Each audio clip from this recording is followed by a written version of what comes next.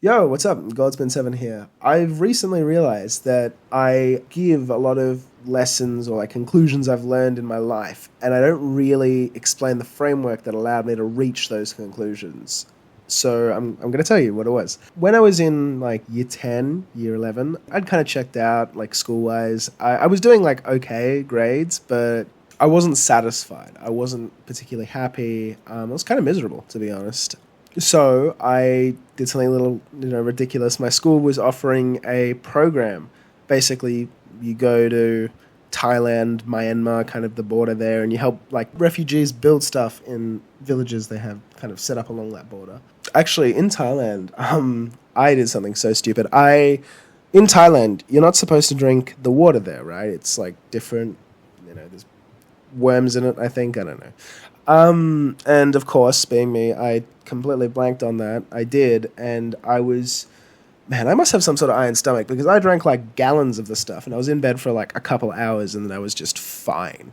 And my other friend who drank a hell of a lot less, he was less sick, but not by that much. And I don't know how I walked that off. And I did that, and it was probably one of the most fulfilling experiences of my life. And also, I got to talk to these kids, these people, because there was like a lot of kids there.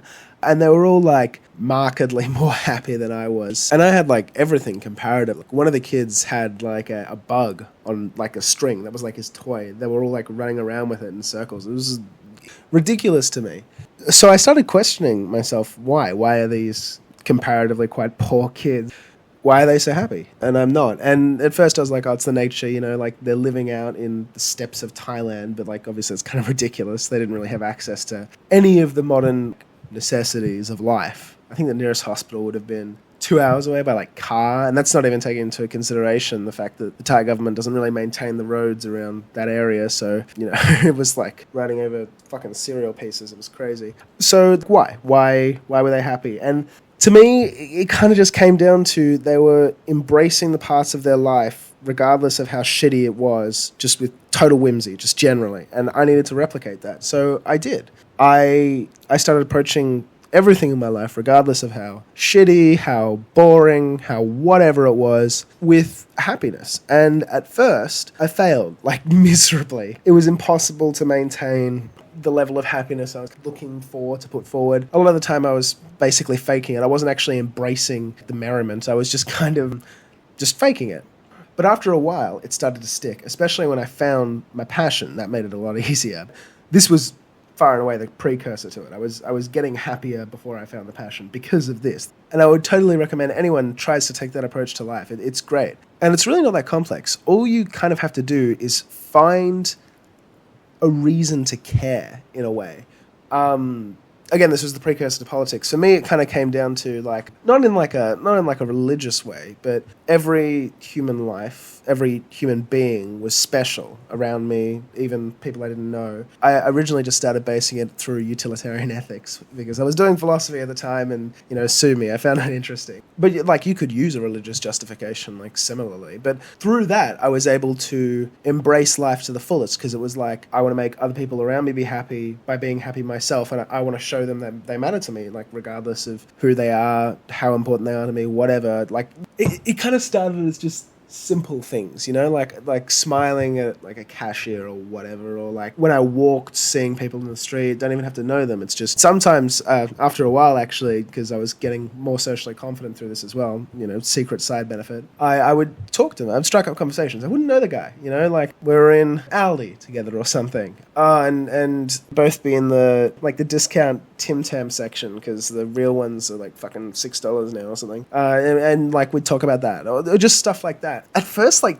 I don't want to say I was faking it in a good way to an extent, but it kind of was. It was like, I want to make this person happy. I'm not necessarily happy, but I'm going to smile regardless. And then I get talking, and then I would be smiling, like, genuinely. Like, this is another person. I'm talking to them. That's not even a big thing for me. Like, I've always been, like, relatively naturally confident.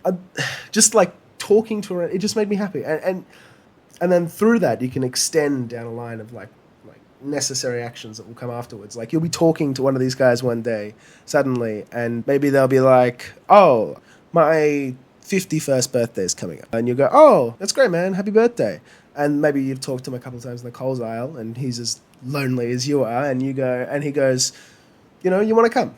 And then boom, you know, like there's things to fill your life with meaning that maybe you didn't have before. I didn't have before. It's great. And it makes the steps to fulfilling merriment on theme, right, so much easier. Because you got things to fill your life that bring you that kind of joy. Like this 50-year-old guy in the Aldi section of budget Tim Tams. He's cool, and I'm in his house. Didn't even know him like 4 months ago.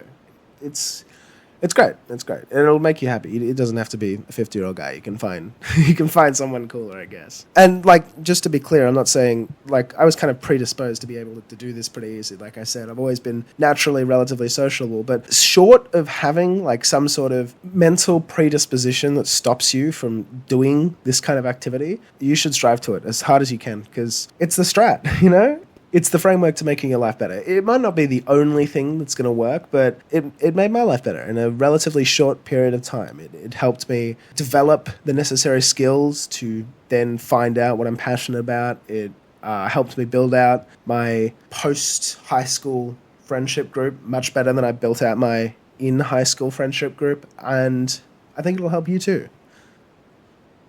Hey, back at it again, Goldspin7 here. Last time I talked about how happiness, whimsiness, you know, approaching your life with that kind of framework is necessary for finding happiness, finding a passion, all that stuff. But there's another step before you will ever achieve anything related to like career goals, happiness, anything at all, and that's structure. If you don't have structure, it's all going to fall apart.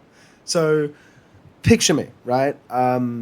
Year 10, year 11, same kind of period I started picking up on the whimsy stuff. I didn't have a very structured day when I wasn't at school, obviously. Even at school, you could kind of see the cracks in my schedule. I'd wake up varying depending on how late I'd stayed up the night or even the morning previous. I'd throw on my uniform. Sometimes I made lunch, usually not. I would get on the school bus and then I'd just do whatever my teachers told me for the day, and then I'd come home and I'd go to sleep or I'd play video games, right? Never really studied year 11, year 12. Year 12 a fair bit, but year 11, no. That was not only counterproductive work-wise, I got nothing done, obviously, but happiness-wise. It seems kind of counterintuitive, right? Like, you immediately just want to blow off, play video games, do whatever, right? But you're happier, like, doing work to an extent, or you're happier knowing that you don't have work done when you then go and play video games or whatever else you want to do in your spare time.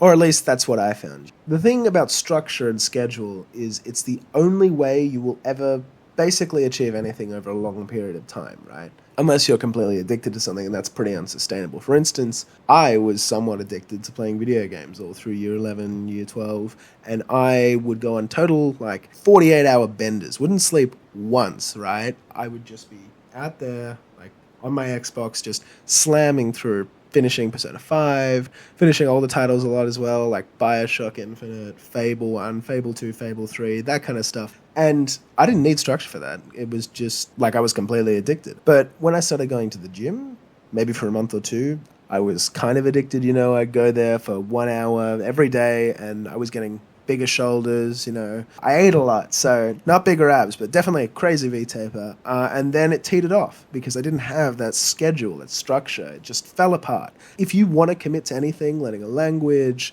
getting better at, fucking pottery, if that's your thing, then you have to create time slots. And you aren't really going to be able to do that unless you have other time slots in your day dedicated to other things. Let's just say you want to be the best pottery maker in the world, right? You schedule in classes every Wednesdays, 7 p.m., Goldspin7's Pottery Playhouse, or whatever, right? You go there, first time, it's great. You love it. You can't wait to go back. Next week, same as. Week after that, same as. Then by the fourth week, I have this thing that I didn't plan for that I have to do by today. Spend the whole of today doing it.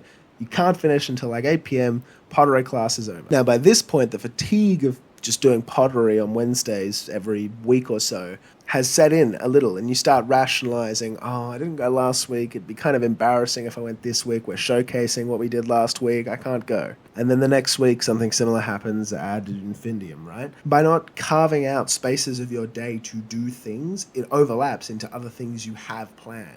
So you need to, like, reasonably block out everything. For instance, bedtimes and when you wake up, right? Whatever it's going to be, you have to block it out. Even if you're staying up till 1, waking up at 10 a.m., that's fine as long as you do that consistently every single day. I wouldn't suggest specifically that, but you get what I mean, right?